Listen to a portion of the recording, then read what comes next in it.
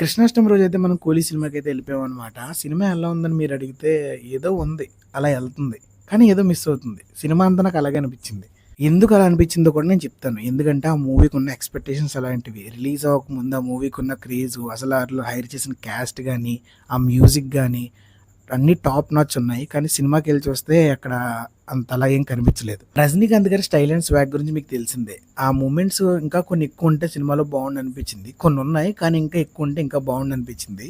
అసలు 'నాగమామ' విలనిజం అంటే మనకి ఎలాంటి ఎక్స్‌పెక్టేషన్ ఉందసల? ఆ సీన్స్ ఎలా ఉండాలి? కానీ 1, 2 సీన్స్ రాశారంతే మంచివి. మిగతా సీన్స్ అన్నీ కూడా చాలా ఫ్లాట్‌గా ఉన్నాయి.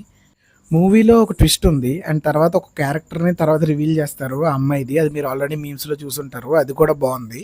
మూవీలో నాకు నచ్చిన పార్ట్ ఏదైనా ఉందంటే అది ఉపేంద్ర గారి ఎంట్రన్స్ అనమాట. ఆ ఉపేంద్ర గారి ఎంట్రన్స్ అండ్ ఫైట్ అయితే బావుంటది. ఫైట్ సీక్వెన్స్ రజనీకాంత్ గారు, ఉపేంద్ర గారు కలిసి చేసిన ఫైట్ సీక్వెన్స్ అయితే అది బావుంది. అండ్ రజనీకాంత్ గారి బ్యాక్ స్టోరీ. సో, ఆ బ్యాక్ స్టోరీలో రజనీకాంత్ గారిని యంగ్‌గా చూపించడానికి వాడిన టెక్నాలజీ అదంతా బానే వర్కౌట్ అయింది. అది బావుంది.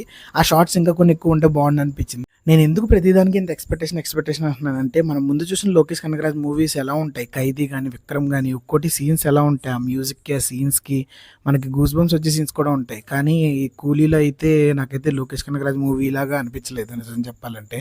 ఇది నా సైడ్ నుంచి నేను 'కూలీకి' ఇచ్చే రివ్యూ. అండ్ మీకు 'కూలీ' చూసుంటే ఎలా అనిపించిందనేది కామెంట్ చేయండి.